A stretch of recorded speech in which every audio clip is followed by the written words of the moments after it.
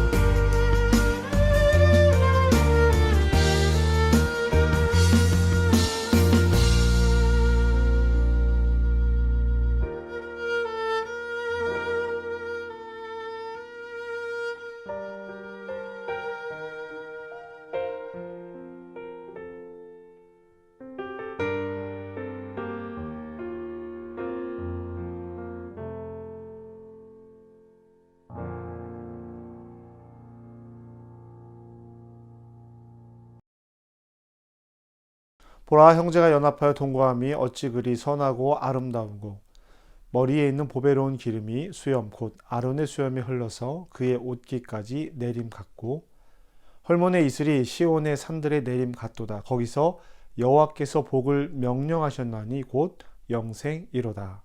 아멘.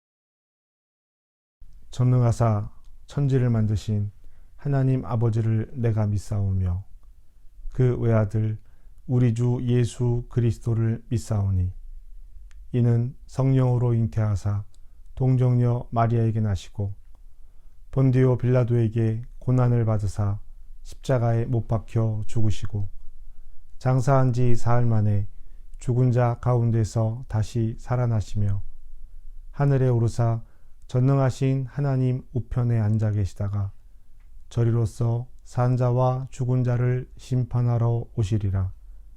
성령을 믿사오며 거룩한 공회와 성도가 서로 교통하는 것과 죄를 사하여 주시는 것과 몸이 다시 사는 것과 영원히 사는 것을 믿사옵나이다. 아멘.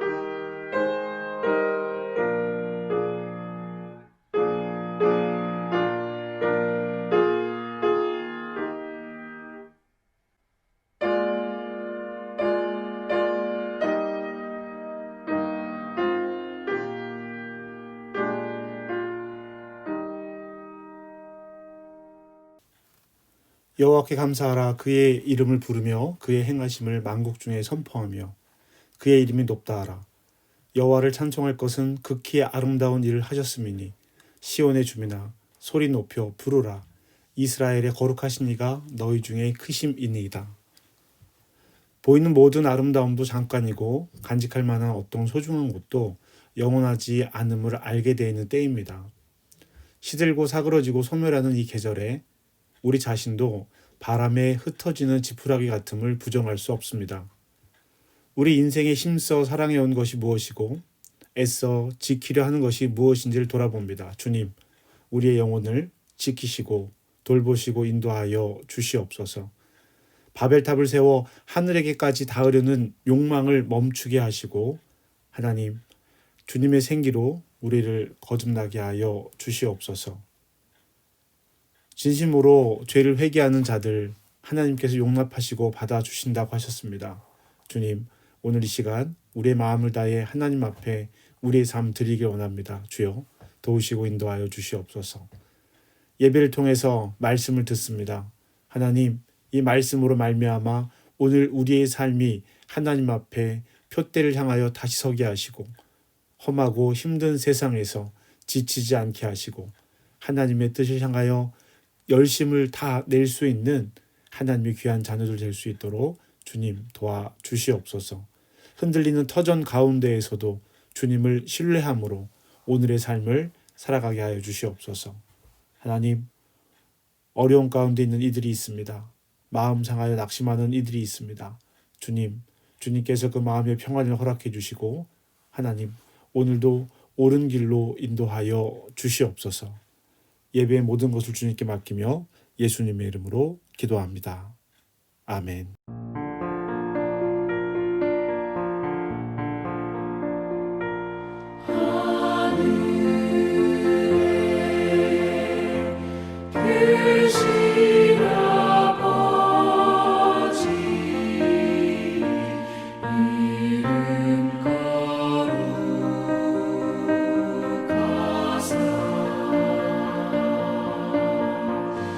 주님 나라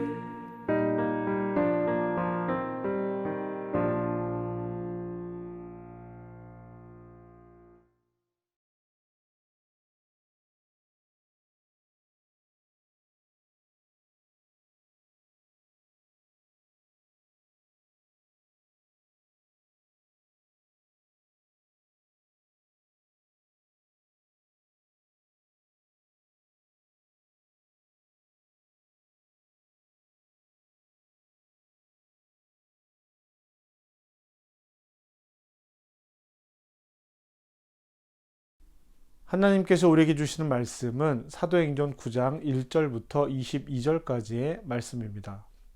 제9장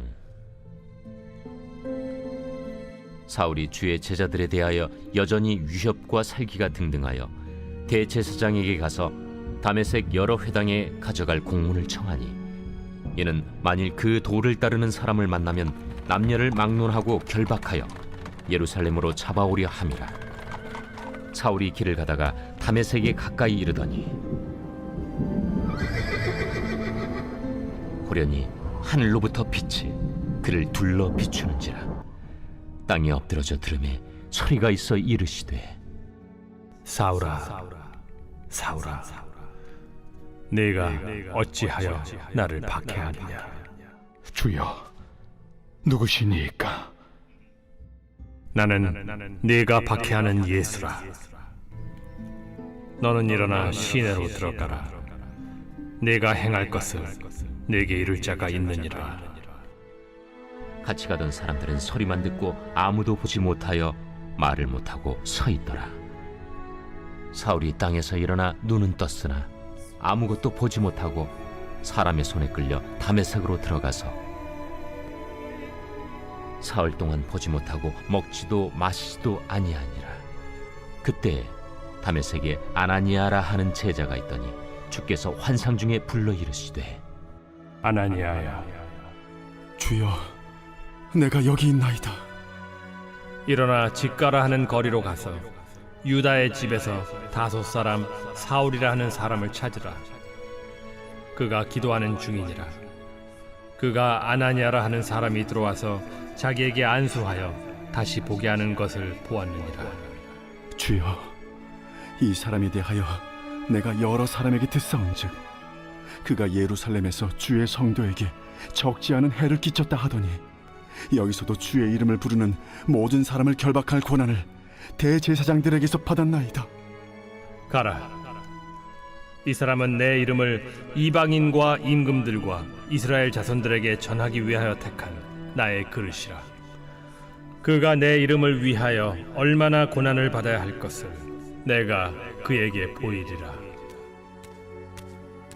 아나니아가 떠나 그 집에 들어가서 그에게 안수하여 형제 사울아, 주, 곧 내가 오는 길에서 나타나셨던 예수께서 나를 보내어 너로 다시 보게 하시고 성령으로 충만하게 하신다. 즉시 사울의 눈에서 비늘 같은 것이 벗어져 다시 보게 된지라. 일어나 세례를 받고 음식을 먹음에 강건하여지니라. 사울이 다메섹에 있는 제자들과 함께 며칠 있을새 즉시로 각 회당에서 예수가 하나님의 아들이심을 전파하니 듣는 사람이 다 놀라 말하되 이 사람이 예루살렘에서 이 이름을 부르는 사람을 멸하려던 자가 아니냐? 여기 온 것도 그들을 결박하여 대제사장들에게 끌어가고자 함이 아니냐?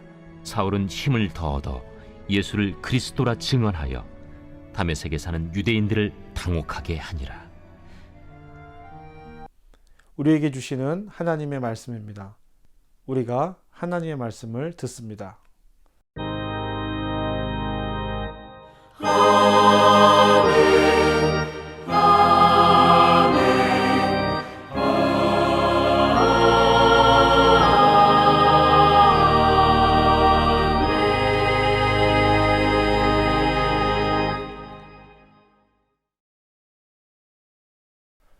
하나님 우리 아버지와 주 예수 그리스도로부터 은혜와 평강이 여러분에게 함께하길 바랍니다. 시간이 참 빠르게 지나죠. 벌써 11월 두 번째 주일입니다. 여러분 개인의 삶도 그러하시겠지만 이제 교회도 올 한 해를 결산하고 내년을 준비하는 그런 시간을 갖고 있습니다. 여러분에게 내년은 어떤 의미가 있으신지요? 또 올해는 어떻게 보내셨습니까? 계획하고 준비한 일들이 잘 진행이 되었습니까? 그 일들을 하나하나 징검다리 돌 밟듯이 하나하나 밟아서 지금까지 이르셨는지요? 아니면 내가 무엇을 했는지 잘 모르겠어. 시간들이 어떻게 지나는지 모르겠어. 그런 시간을 갖고 계시는지요? 종교개혁자 마틴 루터는 대교리 문답에서 당신의 마음이 매달려 있고 당신의 모든 것을 지탱하는 대상, 그것이 바로 당신의 신입니다 라고 말을 했습니다. 이를 인용해서 습관이 영성이다라는 책을 쓴 제임스 스미스는 당신이 사랑하는 것이 바로 당신이고 당신이 예배하는 바가 바로 당신입니다 라고 이야기를 합니다. 제임스는 예배와 훈련은 마음의 눈금을 재조정하는데 아주 중요한 일이라고 말을 하고 있습니다. 여러분은 무엇을 사랑하십니까? 여러분은 무엇을 예배하며 무엇을 숭배하며 살아가고 있습니까? 우리의 마음의 눈금은 재조정되고 있는지요? 1914년 타이타닉호가 침몰한 후에 미국 하원에서는요, 타이타닉이 아닌 다른 배들의 사건 때문에 청문회가 열렸다고 합니다. 사고의 원인을 규명하기 위해서 청문회가 열렸는데요. 1914년 1월 안개가 짙은 어느 날 버지니아 연안에서 배 두 척이 충돌을 하게 됩니다. 그리고 41명의 선원들이 목숨을 잃었습니다. 요즘 우리 한국의 형편을 보면 이 길을 가다가도 이렇게 많은 사람들이 죽을 수 있구나 라고 한 사고의 위험이 늘 도사리고 있는 것이었죠. 이 사고의 원인은 한 배의 선장이 가지고 있는 나침판이 문제였습니다. 이 나침판은 나침판의 표준에서 약 2도가 벗어나 있었습니다. 사고의 원인을 가진 이 선장은 1년 동안 이 나침판을 한 번도 재조정하지 않았던 것입니다. 그는 이 정도면 충분히 사용할 수 있고 선장이라면 이 정도 조건에서 충분히 배를 운항할 수 있다라고 생각했다라고 이야기했습니다. 그러나 그 배는 충돌했고 사람의 목숨을 잃었습니다. 제임스는 이 이야기를 인용하면서 우리 마음의 눈금을 재조정하는 이유에 대해서 이렇게 이야기합니다. 우리가 기억해야 하는 바는 이것이다. 마음의 나침판, 즉 에로스의 자동 유도 장치와 같다면 우리 마음이 우리의 자북이신 창조주를 가리킬 수 있도록 그것을 정기적으로 재조정해야 한다. 습관의 영성이라는 책에 나와 있는 일부분입니다. 여러분 이 말씀을 기억하면서 오늘 하나님의 말씀을 우리가 함께 살펴보면 좋을 것 같습니다. 사울이라는 청년이 있었습니다. 이 청년은 후에 사람들 앞에서 자기를 이렇게 소개합니다. 사도행전 22장 3절과 4절에 있는 말씀인데요. 나는 유대인으로 갈라기아 다소에서 났고 이성에서 자라, 여기 이성은 예루살렘이죠. 이성에서 자라 가말리알의 문화에서 우리 조상들의 율법에 엄한 교육을 받았고 오늘 너희 모든 사람처럼 하나님께 대하여 열심히 있는 자라. 내가 이 도를 박해하여 사람들을 죽이기까지, 이 도는 예수 그리스도를 따르는 도입니다. 이 도를 박해하여 사람들을 죽이기까지 하고 남녀를 결박하여 옥에 넘겼노니. 예루살렘에서 사도 바울이 자기를 증명하면서 첫 구절로 이야기한 내용입니다. 이 소개를 통해서 우리가 알 수 있는 것은 사울은 율법의 교육, 율법의 엄한 교육이라고 되어 있어요. 율법의 엄한 교육, 유대인으로서의 교육을 철저히 받은 사람이었다는 거예요. 그냥 교육만 받은 사람이 아니라 이 교육받은 대로 율법을 지키며 따르기 위해서 사람들을 박해하기까지 했다는 거예요. 왜요? 하나님의 뜻을 지키기 위해서, 하나님께서 주신 율법을 따르기 위해서라고 하는 명분으로 말이죠. 예수님의 제자들의 입장에서 보면 사도 바울은 아주 나쁜 사람입니다. 신약 성경에 사도 바울이 처음 등장하는 내용도 스데반 집사의 죽음의 자리에서 그 스데반 집사의 죽음을 옳게 여겼다라는 것으로 사울이 등장하는 것을 보면 알 수 있습니다. 더욱이 여기서 그치는 것이 아니라 더 열심을 냈어요. 사람들을 옥에 가두는 일에 열심을 냈고 또 편지를 받아서 공소장을 받아서 다메섹에까지 가서 이방 나라에까지 가서 예수를 그리스도로 믿는 사람들을 유대인들을 붙들어다가 감옥에 가두겠다라고 다짐하고 선언하고 다메섹으로 가는 그런 아주 위험한 사람이었습니다. 어떻게 보면 하나님의 율법을 지키기 위해서 최선의 노력을 다했던 사람이라고 볼 수도 있습니다.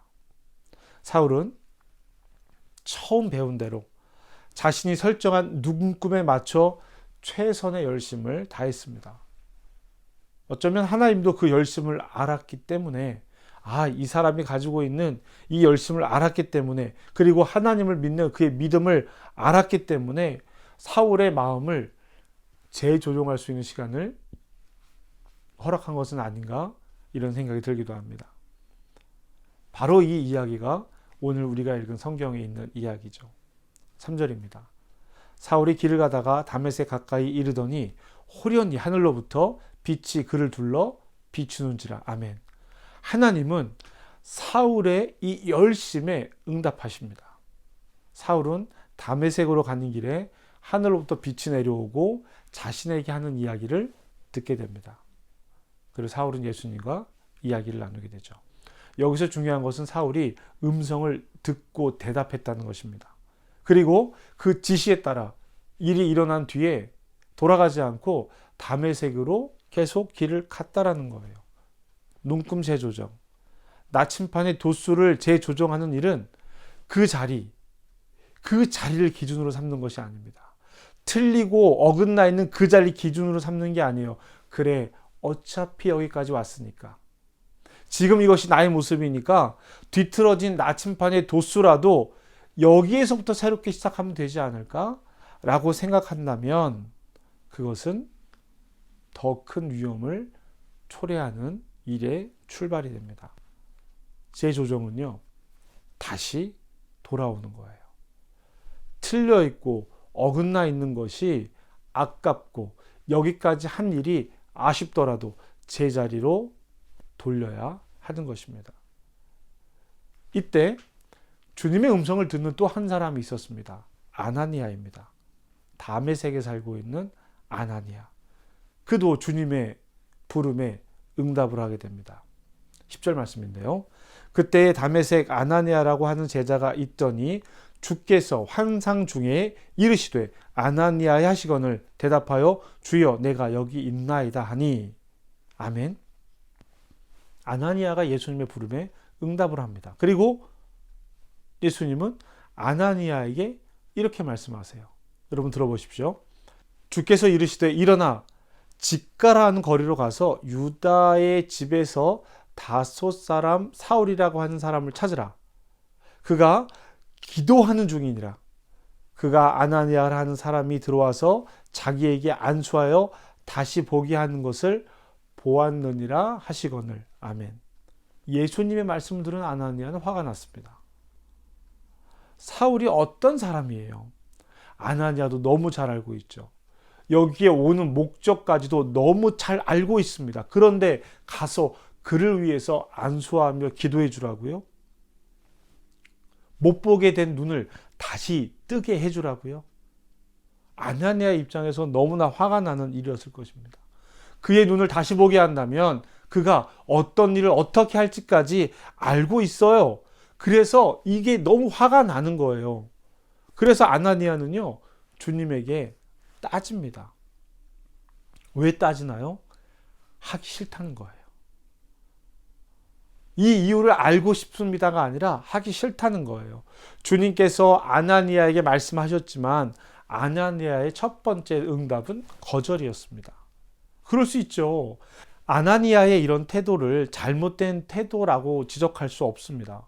의문이 생기면 다시 물을 수 있어요. 하기 싫으면 하기 싫다라고 말할 수 있습니다. 아니다 싶으면 거절할 수도 있지요. 주님, 이건 아니잖아요. 나에게 왜 이런 말씀을 하십니까? 나 이거 따르고 싶지 않아요. 라고 말할 수 있습니다. 그럴 수 있어요. 우리의 동료를 감옥에 가두고 우리를 감옥에 가두기 위해서 찾아오는 이 사람을 내가 도와야 되겠습니까? 살기 등등이라는 표현을 쓰고 있어요. 얼마나 무서운 기세로 쫓아왔는지 알 수 있는 내용이죠. 우리 다 감옥에 갇히는 거 아닙니까? 사울이 눈이 뜨지 않는 것이 우리에게는 훨씬 이롭습니다. 좋은 일입니다. 라고 주장할 수 있습니다. 그런데 주님께서 그 눈을 뜨게 하라고 말씀하시는 거예요. 여러분, 우리는 이 사울과 아나니아의 모습에서 우리를 찾아볼 수 있습니다. 사울은 종교가 된 기독교인들이 된 거예요. 종교를 믿는 기독교인이 된 것입니다. 여러분, 종교가 된 기독교라는 말을 잘 유념해서 들으셔야 합니다. 사울은요, 자기 믿음에 자신의 학식과 자신의 신념을 더했습니다. 자신의 신분이 큰 힘을 가졌어요. 그러다 보니까 자신이 지금까지 가졌던 믿음, 하나님을 사랑하고 이웃을 사랑해야 한다는 그 믿음을 넘어서 다른 신념, 이 종교를 지켜야 한다라고 하는 신념이 더 커져버린 것입니다.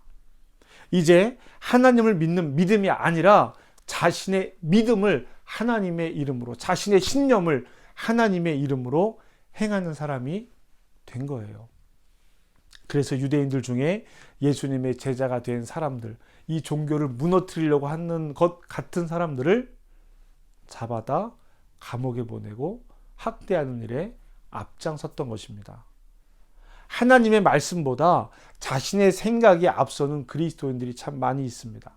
믿음에 대해서, 복음에 대해서, 교회에 대해서, 예배에 대해서, 헌금에 대해서 이런저런 이야기를 하는데요. 성서적이지 않은 자신의 생각을, 신념을 믿음이라고 착각하는 사람들이 참 많이 있습니다.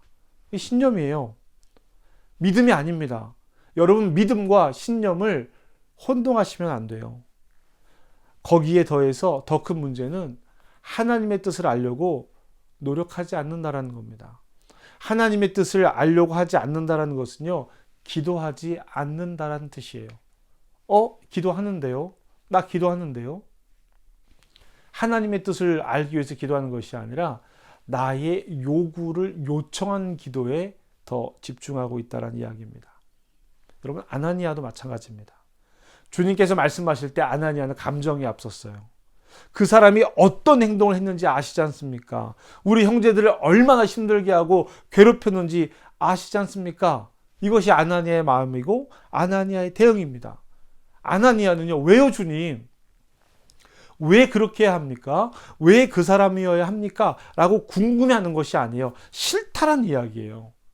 사울의 눈을 뜨게 해서 어떻게 하시려는지 질문하는 것이 아니라, 궁금한 것이 아니라 지금 내 감정이 앞서 있는 겁니다. 싫어요! 라는 말을 하고 있는 거예요. 아나니아는 다메섹에 있는 제자들 중에서 예수님께서 첫 번째로 찾으시는 그런 사람이었어요. 사울에게 가면 아나니아가 찾아올 것이다, 이런 말까지 했단 말이에요. 그럼에도 이렇게 자기 감정을 앞세워서 이야기를 하고 있습니다. 여러분, 우리도 그렇잖아요. 하기 싫은 일 하나님께서 마음에 주실 때가 있습니다. 해야 하는데 하고 싶지 않다라고, 저 역시도 그렇습니다. 해야 하는 것 알고 하고 싶은데 하고 싶지 않은 일들이 있어요. 그럼 우리는 이건 아니에요. 하나님 주신 마음 아니잖아요. 이거 왜 나에게 이런 생각이 듭니까? 라고 고개를 단호하게 저을 때가 있습니다. 우리의 응답은 늘 우리 마음에 좋은 쪽으로, 나에게 좋은 쪽으로만 받아들이려 한다는 것이죠. 자, 여러분, 이제 사울과 아나니아의 갈등이 어떻게 해결되는지 같이 보시겠습니다. 예수님의 말씀을 통해서 지금 사울의 상태를 알 수 있습니다. 11절 후반절에 보면 다섯 사람 사울이라고 하는 사람을 찾으라. 그가 기도하는 중이라. 아멘. 기도하는 중이라. 사울은 기도하고 있습니다. 보지도 못하고 먹지도 못하고 마시지도 못하고 사흘이라는 시간 동안 기도하고 있습니다. 주님께서 내가 행할 것을 알려줄 그 사람 아나니아를 기다리라고 하는 그 시간 동안 사울은 기다리면서 기도하고 있습니다. 금식하며 기도하고 있는 거예요. 먹지도 못하고 마시지도 못하고 있잖아요.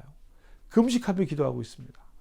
이 시간, 금식하며 기도하는 이 시간이 사울의 마음의 눈금이, 믿음의 눈금이 재조정되는 시간입니다. 아나니아는 다시 주님의 말씀을 듣습니다. 15절입니다. 주께서 이르시되 가라! 이 사람은 내 이름을 이방인과 임금들과 이스라엘 자손들에게 전하기 위하여 택한 나의 그릇이라. 그가 내 이름을 위하여 얼마나 고난을 받아야 할 것을 내가 그에게 보이리라. 아멘. 아나니아는 불만을 이야기했지만, 감정이 앞세웠지만 가라라는 주님의 말씀에 응답합니다. 그리고 주님께서 하라고 하신 일을 합니다. 17절이죠. 아나니아가 떠나 그 집에 들어가서 그에게 안수하여 이르되 형제 사울아, 주 곧 내가 오는 길에서 나타나셨던 예수께서 나를 보내어 너로 다시 보게 하시려고 성령으로 충만하게 하신다. 아멘. 아나니아는요, 감정적으로 싫다라는 표현을 분명하게 표현했어요. 싫은 일입니다. 그러나 예수님께서 가라고 하시니 일어나 갔다라는 거예요. 주님 말씀에 순종했습니다. 여러분, 응답은 하나님의 뜻이 우리에게 전해지는 거예요. 우리는 그 하나님의 뜻에 순종하는 것입니다. 기도의 응답은 내 마음대로 되는 것이 아니라 내 뜻이 아니어도 받아들이겠다라는 거예요. 마음의 눈금, 이 일을 재보는 마음의 눈금이 내 것이 아니라 하나님에게 초점을 맞추고 있어야 한다라고 하는 뜻입니다. 물론 그 사이에 하나님에게 물을 수 있어요. 물어야죠. 그러나 응답은 하나님의 뜻이 우리에게 전해지는 것입니다. 사울이 사흘 동안 보지 못하고 먹지도 못하고 아나니아를 기다렸다라고 하는 것은요, 이 사흘이라는 시간이 아나니아에게는 또 자기의 마음의 눈금을 조종하는 시간이었을 것입니다. 아나니아에게 눈금 조종의 시간은 주님의 말씀이었죠. 가라. 이 사람은 내가 택한 사람이다. 이 말씀이, 내가 택한 사람이다 라는 이 말씀이 아나니아의 마음의 눈금을 재조정했습니다. 사울은 사흘간 기다리면서 기도하고 있었습니다. 주님은 그런 사울에게 얼마나 큰 고난을 받아야 할지를 알게 하시겠다라고 말씀하셨습니다. 눈은 보이지 않지만 하나님께서 그에게 그의 앞날을 눈을 가리고 보여주고 계셨다라는 거예요. 그것도 고난의 순간들을 보여주셨다라는 것입니다. 저는 사울이 어떻게 이 전도 여행을 하면서 그 모진 고난과 순환과 핍박을 참아낼 수 있었을까? 저는 바로 이 순간 때문이라고 생각을 해요.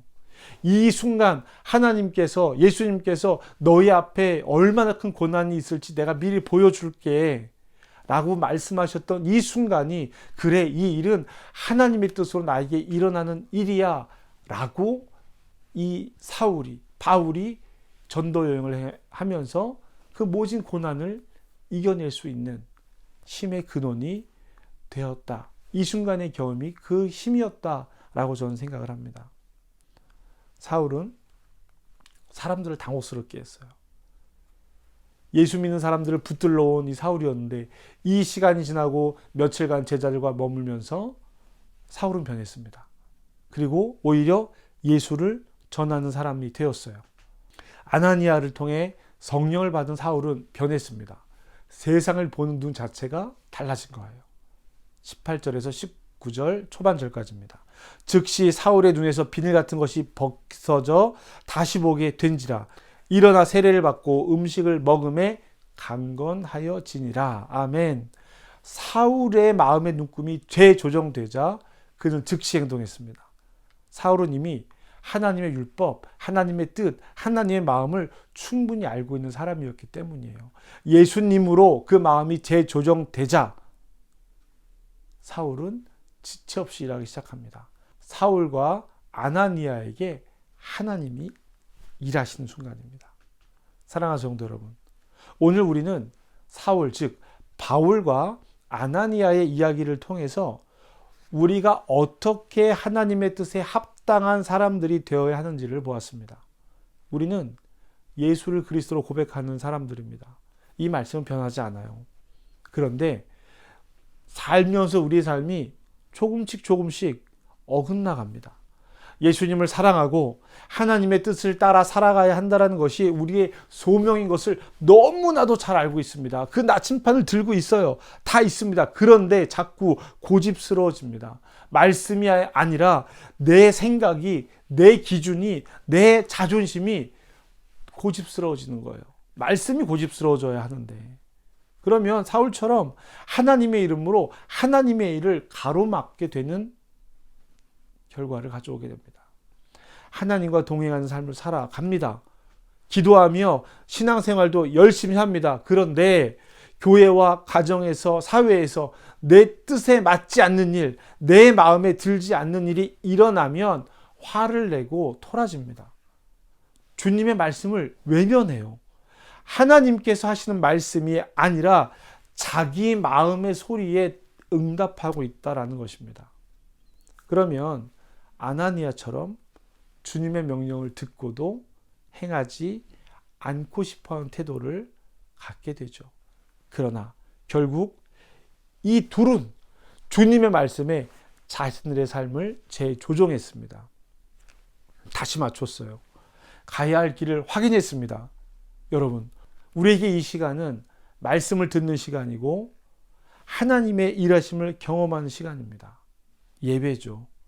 예배가 우리의 마음의 눈금을 조정하는 시간입니다.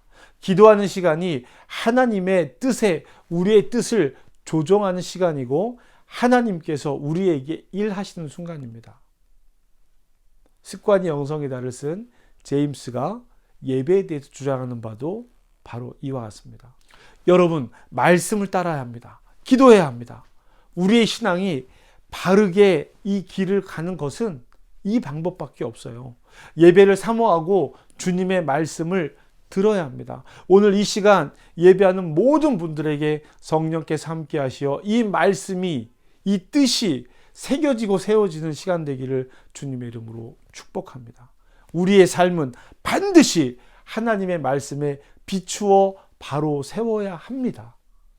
저와 여러분에게 일하시는 하나님을 통해 우리 마음의 눈금들이 재조정되는 시간 되시기를, 사울과 아나니아에게 일어났던 일들이 저와 여러분의 기도의 응답이 되기를 주님의 이름으로 축복합니다. 우리 함께 결단하면서 기도하시겠습니다.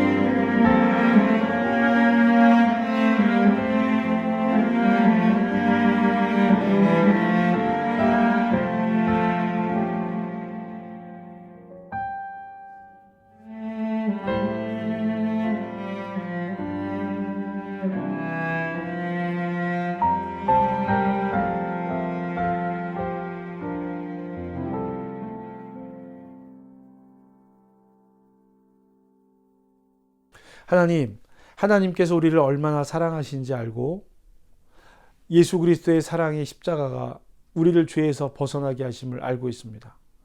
하나님, 이 마음이 더 깊어지게 하시옵소서. 주님 사랑하는 마음 더 깊게 가지고 살다가 내 고집이 되는 일도 있습니다. 주님의 마음을 알게 하시어 하나님께서 일하시는 순간이 우리의 순간이 되게 하시고 바르게 하시고 더 깊게 하시어 우리 마음의 눈금이 흐트러지지 않게 하시고 흐트러진 마음의 눈금은 주님의 말씀으로 바로잡게 하시고 주님과 교제하는 기도로 우리의 영이 깨어 하나님의 뜻을 알게 하여 주시옵소서. 예수님의 이름으로 기도합니다. 아멘.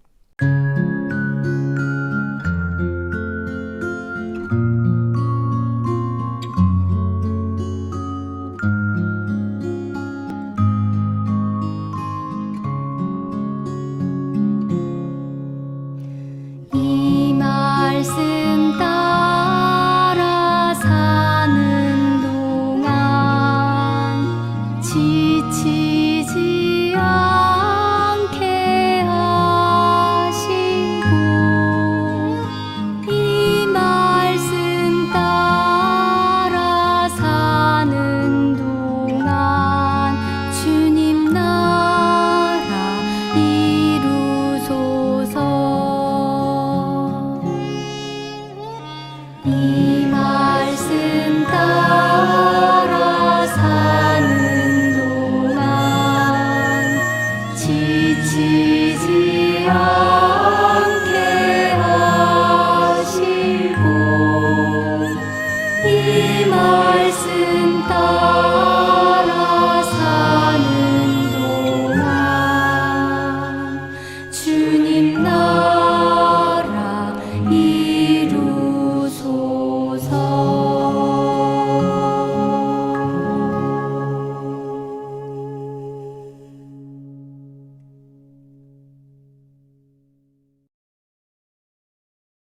우리 함께 화해 인사를 나누겠습니다. 주님의 평화가 여러분과 함께 목사님에게도 함께하길 바랍니다. 우리 화해의 표시로 서로 인사를 나누겠습니다. 교회에서 예배하시는 분들을 위해서 선언해 주시고 또 가정에서 함께 예배하시는 분들, 이 영상으로 함께 예배하는 분들을 위해서 여러분 함께 선언하시기를 부탁드립니다. 주님의 평화가 당신과 함께하길 바랍니다.